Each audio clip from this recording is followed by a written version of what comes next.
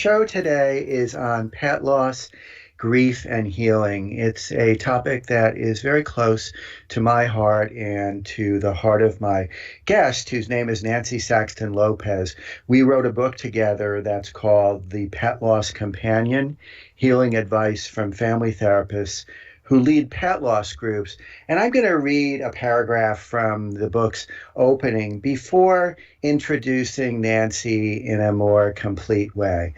So this is from the introduction, chapter 1. For a combined total of more than 3 decades, Nancy and I have led support groups for people whose dogs, cats, rabbits, birds, horses, and fish, yes, even fish, have died. We've been trusted with stories of love and grief, each one helping us better understand what it means to be a human being, deepening our appreciation for life and the relationships we cherish. 25 years ago, when I was a young therapist, a wise woman told me that we inevitably pay for our love with grief. Inevitably, she said, because all relationships end. She also promised that love proves to be worth its cost every time. We've seen the truth in her words told countless times by people after losing their companion animals, and we wrote this book to share what we've learned. So now let me tell you a little bit about our guest. Nancy Saxton-Lopez is a licensed clinical social worker, psychotherapist, speaker, trainer, coach, and management consultant. She's a senior partner at Clinical Services Management, which is a behavioral health consulting and management corporation. And she's been at her business for 30 years, and at the same time, she's maintained a private psychotherapy practice with a wide variety of expertise. She has expertise in bereavement, in adolescent issues, depression, anxiety, relationships, eating disorders, and crisis intervention. Nancy is a graduate of New York University School of Social Work and holds a certificate in family therapy from the New Jersey Center for Family Studies. She's a member of the American Academy of Experts in Traumatic Stress, and she has led the Companion Animal Loss Support Group at St. Hubert's Giralda, which is a humane welfare and educational organization in Madison, New Jersey, for over 28 years. I had the privilege of leading the group with her for about 12 years. And she is the originator of this group, and she continues to lead it today. She is co-author with me of our book, which I will shamelessly mention again. It's called The Pet Loss Companion, Healing Advice from Family Therapists who Lead Pet Loss Groups. And you can learn more about Nancy and her business at www.csmpc.com.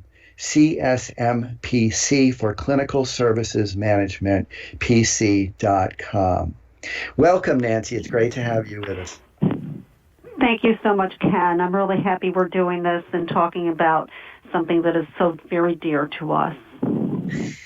And I want to start out where I know many people get thrown when they lose their animal companion right at the start, and that is that they feel this loss with greater depth of grief than they might have felt the loss of one of their parents or of a dear friend. Let's talk a little bit about why that's so common. Well, you know, it's interesting because even after so many years of facilitating the group, almost every time that I'm leading, that someone comes in, or maybe more than one person, and they sit there and they look at me or they look at the group and they say, I think I'm crazy.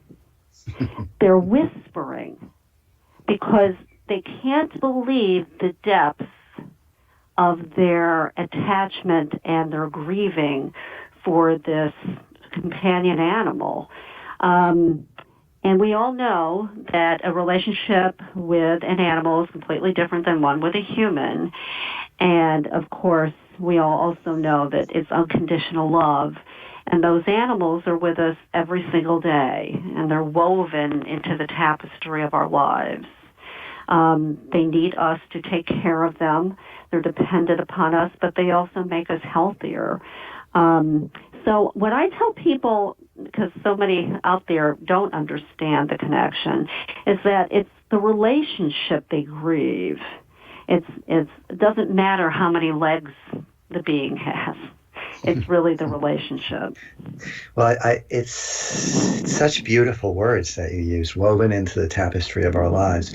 I love that, and I think that when it comes down to it, we are so close. There's a kind of intimacy that is rare in other relationships. Our pets are often the first ones, aside from perhaps our partner, if we're partnered, who we see in the morning. They greet us with enthusiasm. They may be licking our face or pawing at us and waking us up, and we touch them with our hands every day. I feel like that's so important. And we do things that a human being will usually only do with either their infant or another person who is entirely dependent on them. We clip their nails, we bathe them. When they need it, we give them pills. And so there's a kind of intimacy, there's a kind of depth of physical, emotional, spiritual connection, you might say, because another part of this is that they never learn language the way that another human being does. So we're connected to them through intuition, through reading what their eyes, what their body movements have to say to us. And that depth of relationship is very special indeed.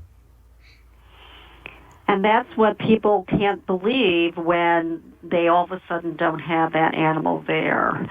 And that's why they come in and say, wow, I think I'm crazy because I can't believe that I can't function.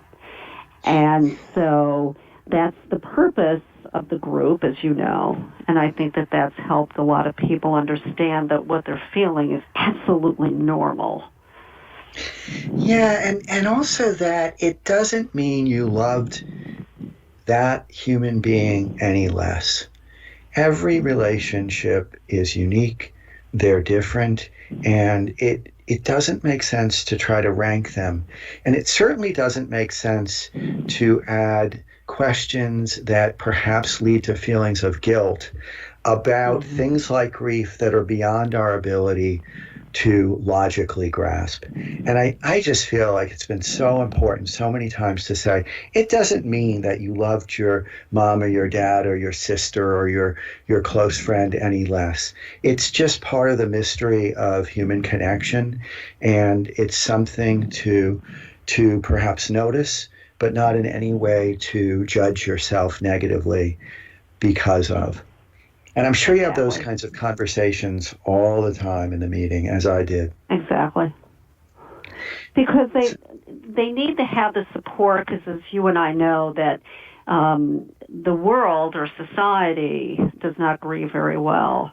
And we don't grieve very well, at least I don't believe, for our human people, say nothing about our animal companions.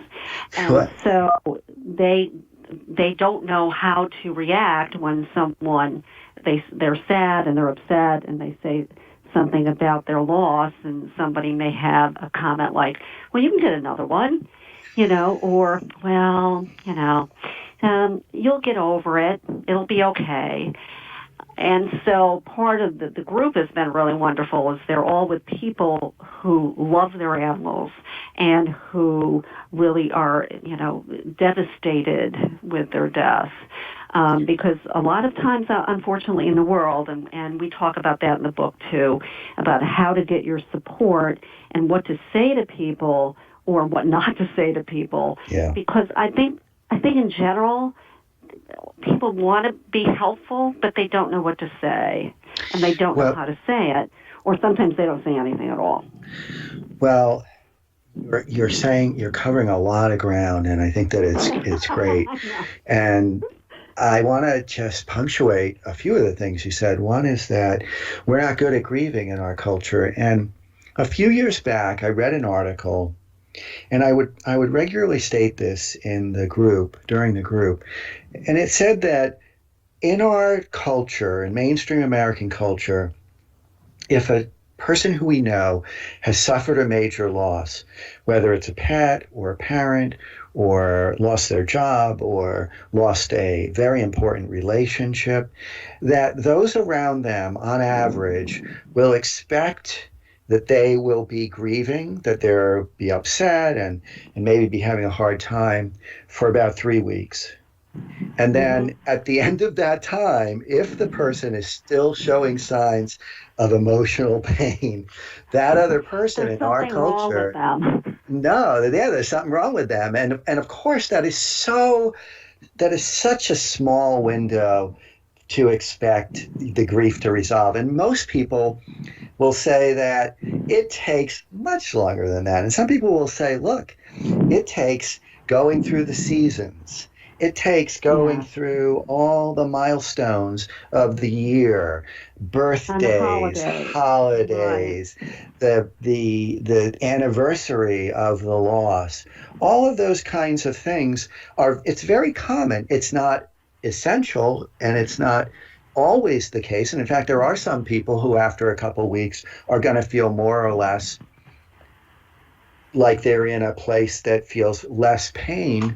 They're not going to be back where they started, No. because that's not really the way grief moves. We tend to grow as a result of the pain of grief, but we're so unprepared in general. And then when somebody says something like, well, why don't you just get another cat or a dog, or it was only an animal. Can you imagine? And I know we've had these conversations with Oh, yeah. group. Lots of Can them. you imagine somebody saying, well, maybe you can get another mother, or maybe you can get another brother, or maybe you can get another friend?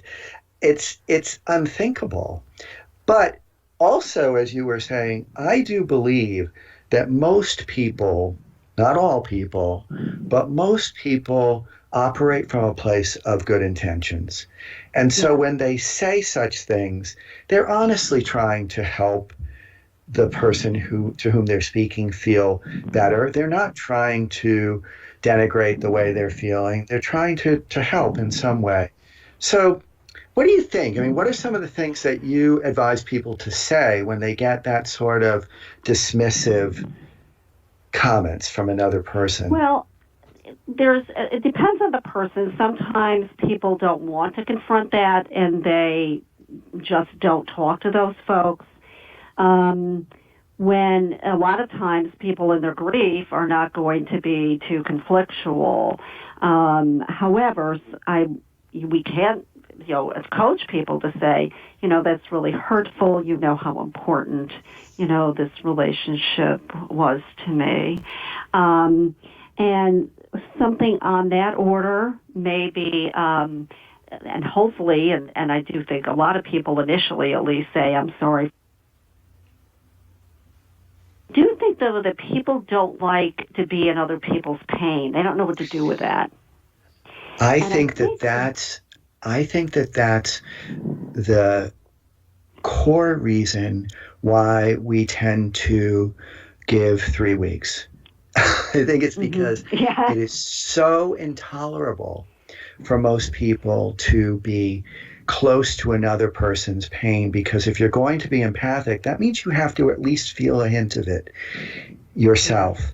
And that's so hard, because I think also as a mainstream culture, we have separated ourselves from the realities of life and death and from the natural cycles that are all around us. And so we've also created a sense that death shouldn't happen, and that when it does happen, that there's something terrible about that. And I feel like these are all the kinds of things that get in the way of people just being present, emotionally connected to the person who is going through a hard time, and tolerating tolerating what they're feeling. I also feel like we have a culture that is so denigrating of non-human beings in general, treating them as objects, as though there's this mythology that animals are so different from us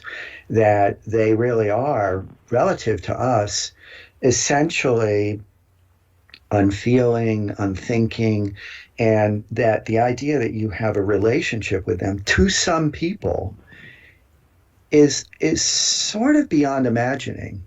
Yeah, they don't understand it. I kind of do a third law. A third of the people don't like animals.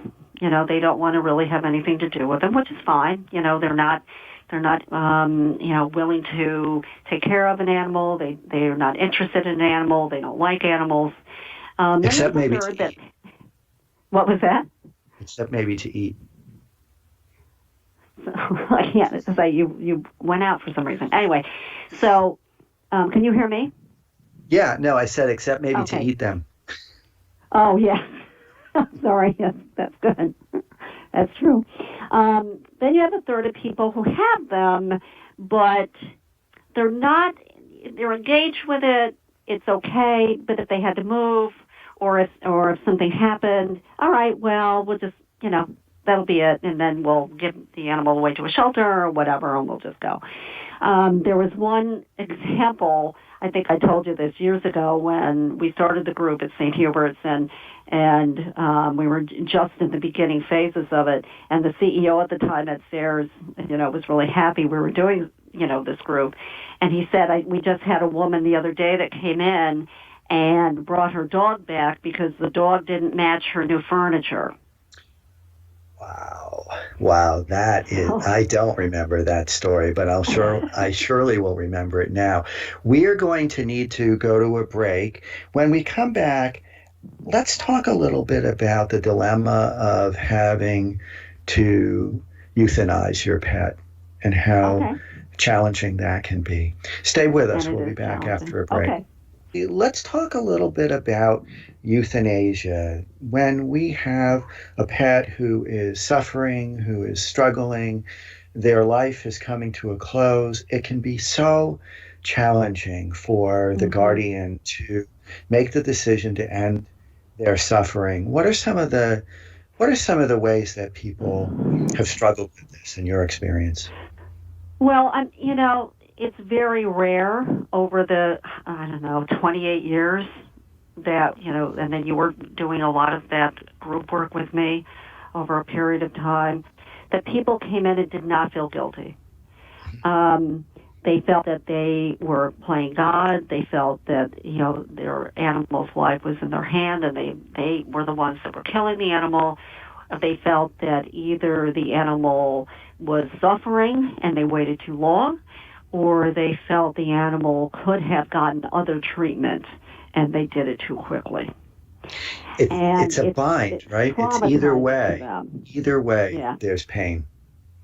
Yeah.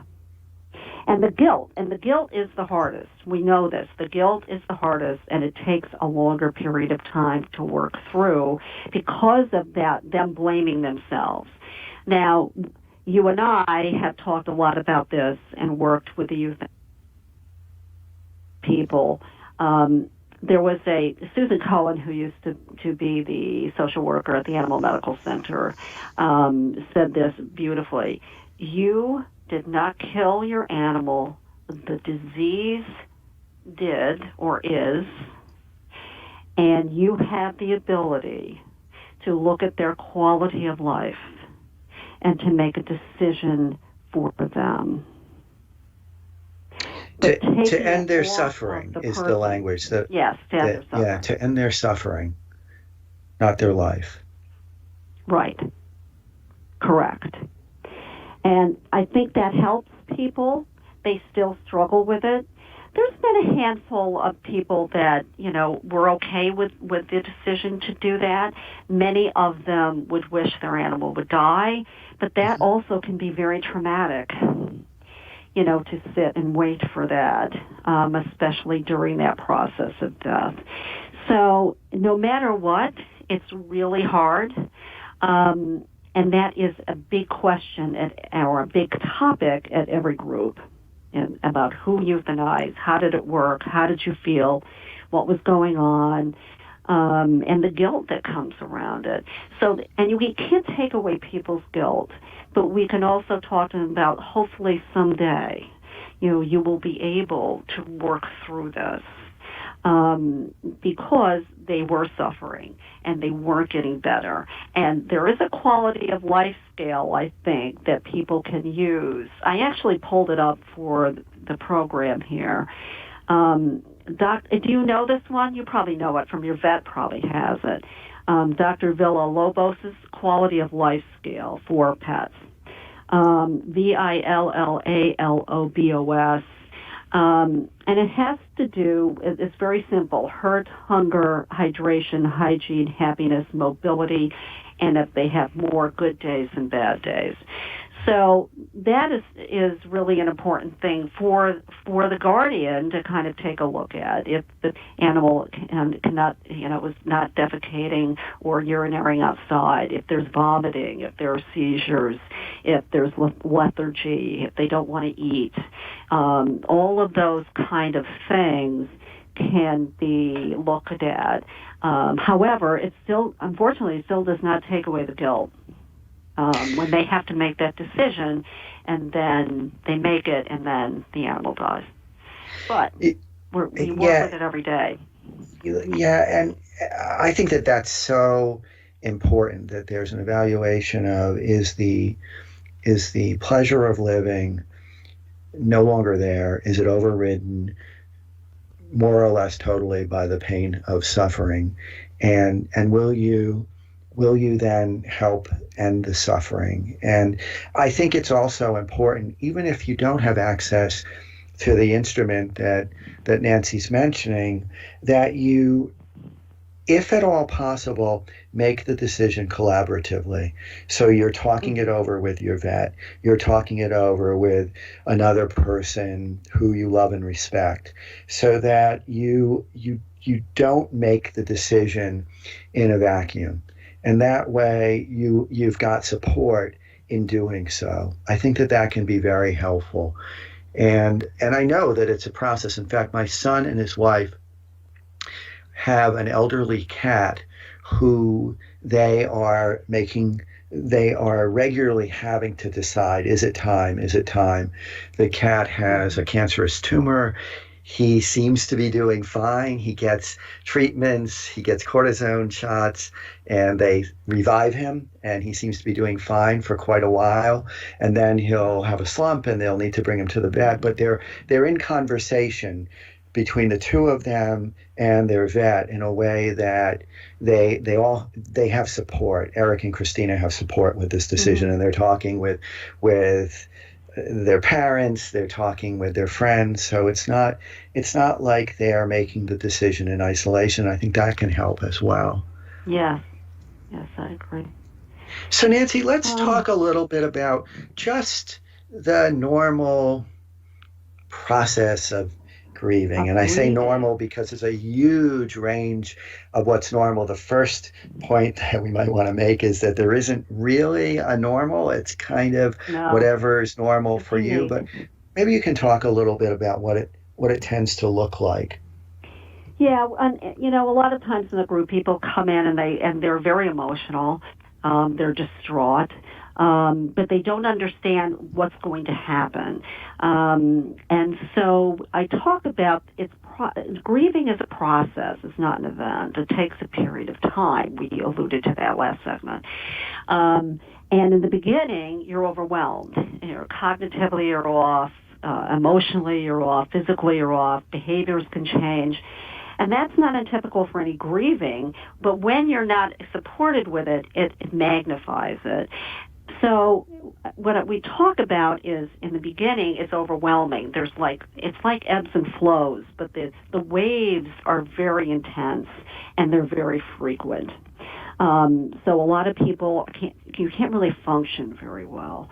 But as time goes by, and depending on the person, it's always unique and everyone grieves differently. As time goes by, those waves are not quite as intense. and they're further apart. Now, that doesn't mean that in a few months you might not get hit again, because, a song comes on, or, you see your favorite place where you last walk your dog, or whatever that might be, or the birthday or a holiday, it'll happen again. But I think it's helpful to explain to people how that is, because no matter, you don't love it, nobody likes to be in this kind of pain, but at least there's an understanding that it comes and it goes. And you may have a lot of different feelings at one time, and then all of a sudden they're gone, and then you say, okay, and then you crash again. So I just want to also jump in and say there used to be this model, and it's a very helpful model from Elizabeth Kubler-Ross. So the idea that when there's a major change or a loss, we tend to deny, we tend to be numb, and we're in that period of being overwhelmed, almost paralyzed, and then we shift into sadness, and then we move into anger, and then we bargain. We try to recreate the feeling of the world as it was before the loss, and then we come ultimately to acceptance. And while it's a good framework, it's important to note, as you're describing, that it isn't circular like that. It's just a big mess. It is bouncing back and forth among all of those. And that also there is confusion, there's uncertainty, there may be sleep problems, there may be eating problems. All of these physical, you may have the kinds of pains and aches that are common to you. We all have our own stress profile. So I get migraines and back pain. Somebody else may get more stomach problems or ankle problems or whatever. And all of that is normal. The one thing we don't want to do is layer on top of that, what's wrong with me? I'm weak. I am not I don't have the usual strength that other people have, all those kinds of, and we just want to allow and be gentle with ourselves, right? Mm-hmm. And not make any major decisions. Yep. Be kind, and it's really hard when you're grieving to take care of yourself, but that's the best thing you can do. You want to make sure that you try to eat, and you try to eat well, and you try to get your rest. And so nutrition is important, and rest is important, and exercise is important. It's really hard to do, but that's the suggestion. But especially what you said, Ted, is resonating. Just be gentle with yourself. The process of grieving is normal. It doesn't feel good, but it's normal. Yeah. And I also think it's important to say to people, you will always hold this loss. It isn't like you're going to forget it. It isn't that you're going to come to the same place you were before the loss happened. That's not what life is. We go through all kinds of losses as we're growing and developing, and each of them is painful and challenging, but it also gives us wisdom. And that's that's the kind of thing that we don't say in the beginning of people's grief much, but it's something that we gain over time. And it's all of the pets who I've lost live in my heart. I can remember the loss. They visit with the loss is something that comes to mind periodically. Mm-hmm. It has a softer pull. It doesn't make me despairing, but it still is not without some pain and negative feelings. That's the way all losses are, right? We don't come back to normal. We come to a new place that's more a new place. It's more flexible, more wise, hopefully. I also talk about a transition. So I'll say a transition from being able to hold and to kiss and to be with to your heart forever.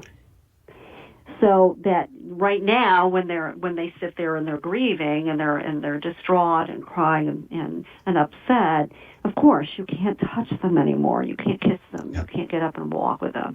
But that transition happens, like you said, because you will never forget them.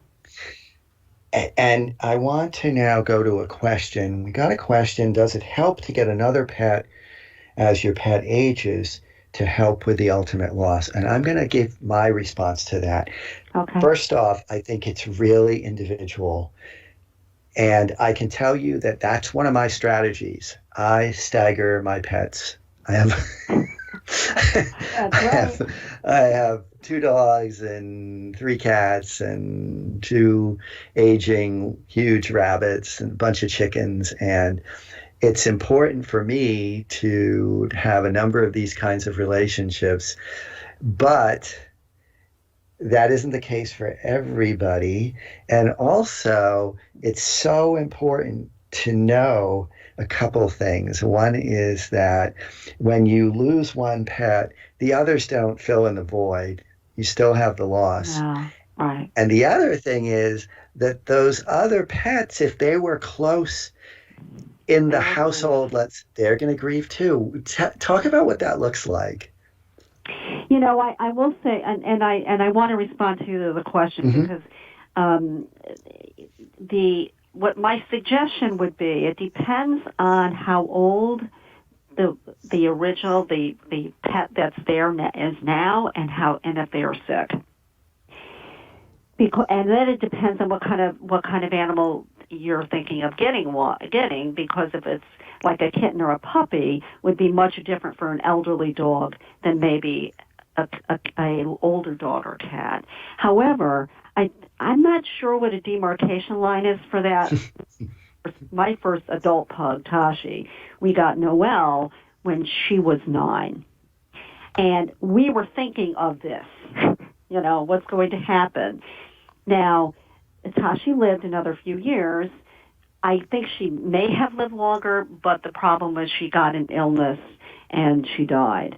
I'm not sure that had anything to do with Noelle, but I will say this. Noelle was quite out of her mind when Tashi died because she used to follow her everywhere. And she would go out in the backyard and just sit. She didn't know what to do. And it took You could see her grieving too. Yeah. You could see it and you could feel it in her. Mm-hmm. Mm-hmm. And she'd just go out and she was looking around and she'd just sit down because she had followed Tashi all around. And so, yes, animals do grieve, especially if they've been, with each other for a long period of time, or even, some period of time.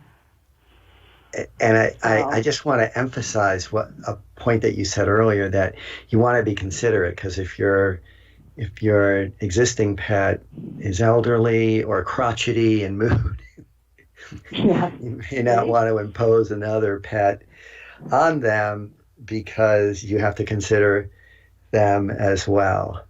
And I also just want to add that a point that may be connected to this, some people feel like if they rush out and get another pet, it will fill the hole, the void that's left. Or it will betray the other one. Oh, well, yeah, absolutely. So, and it's important to just give yourself the time to make that decision thoughtfully. You can always put time in place, but if you go ahead and get another pet too soon, that can be a situation that's not the most comfortable for you or for your new animal companion either. We're going to take another break, and when we come back, we're going to talk some about how to help our children with the loss of their beloved pet. Stay with us. We were just chatting about how time just flies. There's so much that we could cover, but the time is short. So we want to remind people about our book, The Pet Loss Companion, Healing Advice from Family Therapists Who Lead Pet Loss Groups, which is available on Amazon. And A lot of all of what we're covering today is in the book. The book is drawn from our experiences in facilitating pet loss support groups over the course of many, many years. Nancy's been doing it for 28 years. I did it for about 12 of those years.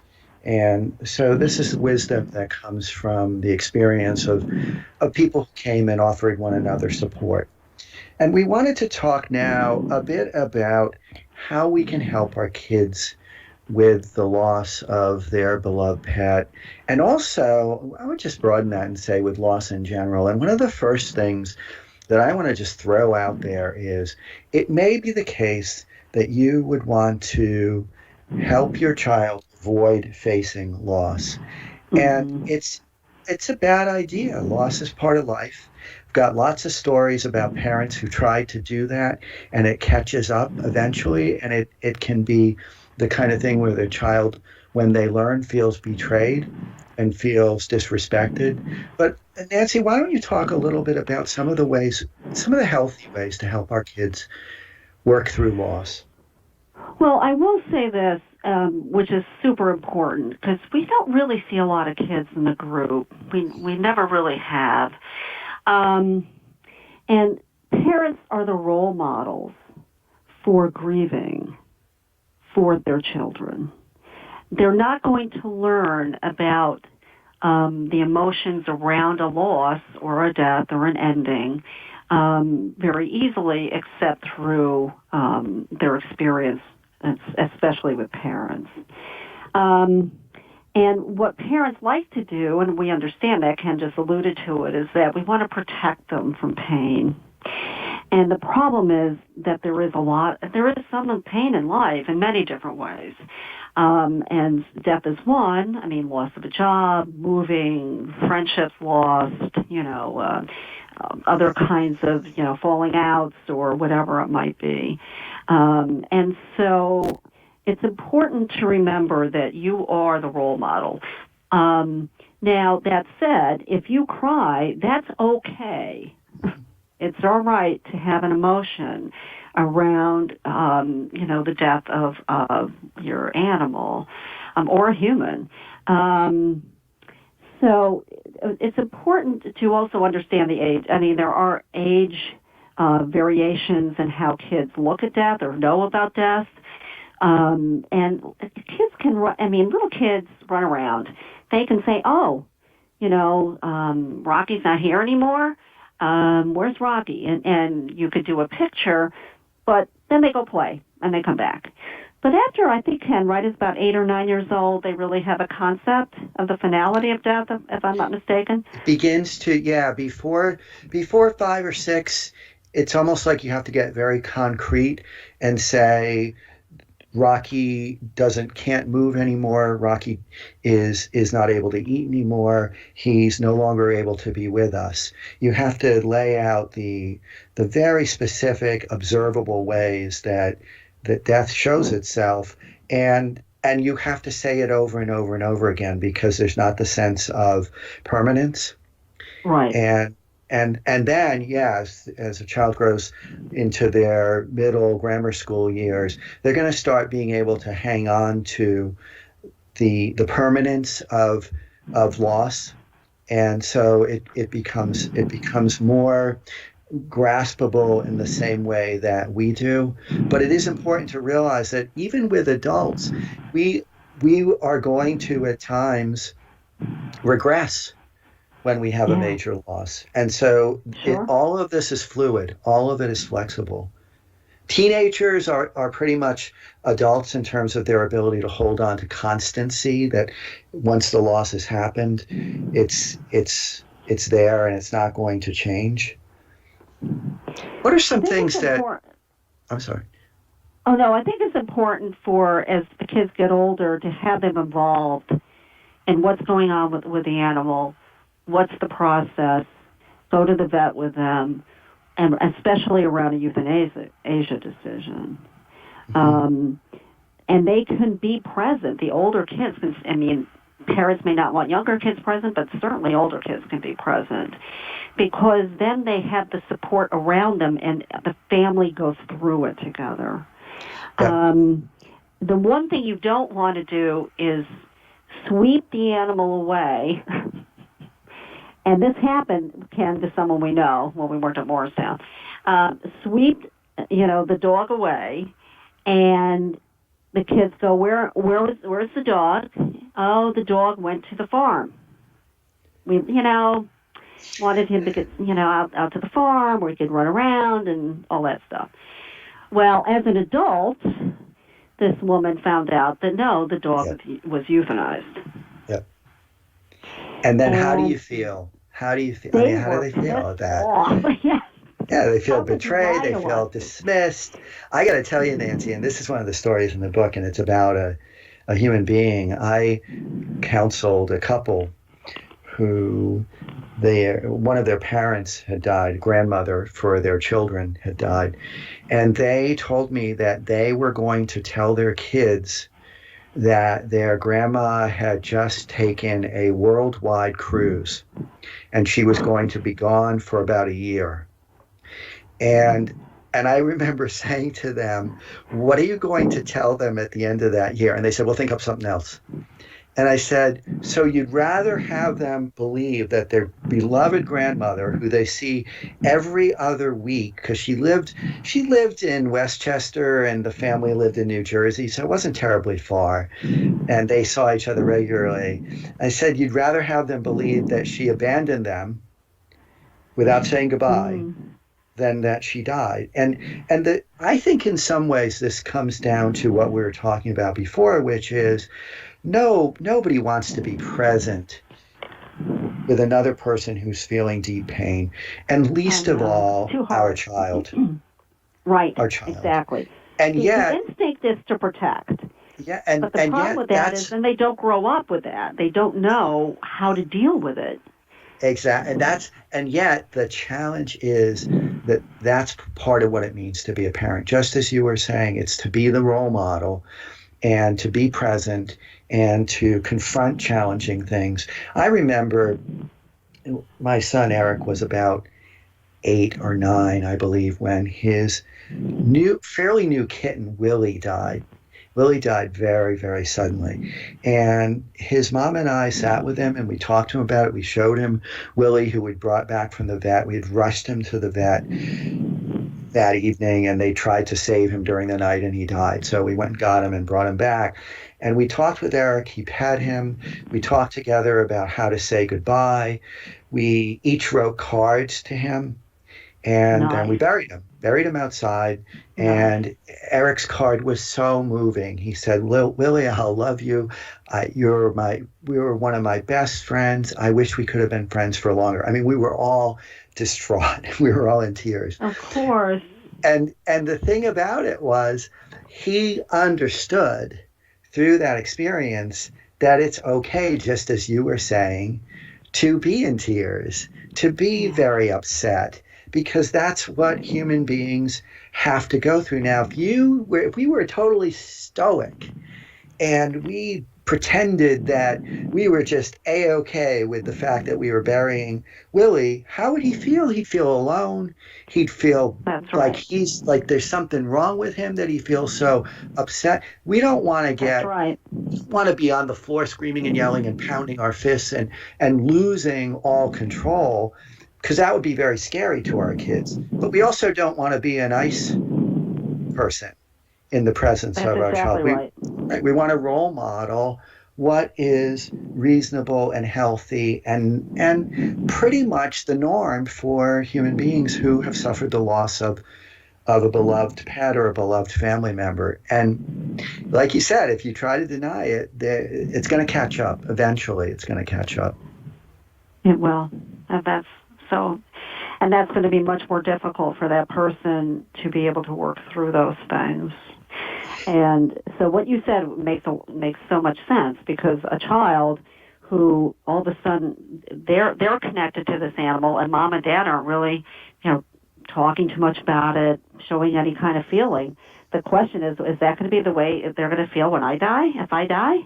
Yep. Even more, that's a really important point. Even more so, does this mean that this is all they'd feel if we were to lose, if I were to go or if grandma were to go. No, going back to the point at the very beginning of this conversation, grief is the cost of having loved.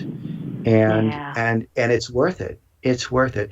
I want to ask you for one final point that you want to leave people with in just like 30 seconds. It's okay to grieve however you grieve.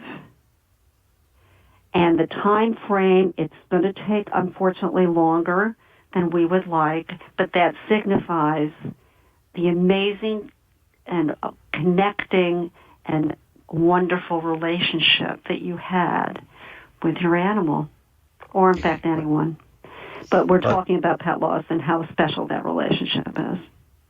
And however you grieve, it's important to do it. Wonderful. Thank you so much. Nancy Saxton-Lopez, co-author of The Pet Loss Companion. I'm going to leave us with another little reading from the book. This is the end of the book, and it's me talking about leaving one of our groups. Leaving here brings completion as well as continuity. Much has been shared, and the healing will continue through more of the same. I never feel alone on my 10-minute drive home. Having spent such a time with these people, it's almost as though they ride along with me. Their words repeat in my thoughts, messages of love and pain that make me consider my own pets and what they mean to me. I think of Abigail and Isabel, the little dogs who will greet me excitedly when I open the front door a few moments from now. I'll pat their fuzzy, warm heads and tickle behind their ears. Our touch will bring me a renewed sense of appreciation. All that happened in the meeting highlights the preciousness of these friends and the brevity of our time together. And I think of Reggie, Phoebe, Lily, and my other departed pets. The people with whom I shared the evening demonstrated for me once again the miracle of grief, for there was a time following the loss of each of these pets when thoughts of them would bring only searing pain. I reflect on how grief eventually turns heartache into gratitude. Nancy and I have been asked many times if the worst pain of grief will ever end. We can answer with certainty that it will. One day, you will recall your lost pet and smile. Your grief, which may still feel raw as I read these words, will eventually lead you to that moment. Your pain will grow ever smaller, but the love you feel for your pet will be yours to keep. Thanks so much for joining us. Fred Rogers said, if it's mentionable, it's manageable. My wish is that together we'll continue to break silences, to talk about important stuff that goes unsaid or isn't talked about enough, and find solutions together where necessary. I'm Ken Dolan-Del, and you've been listening to Work Life Confidential. I'd like to thank Nancy Saxton-Lopez once again, and thank our executive producer, Randall Libero, and our engineer, Josh.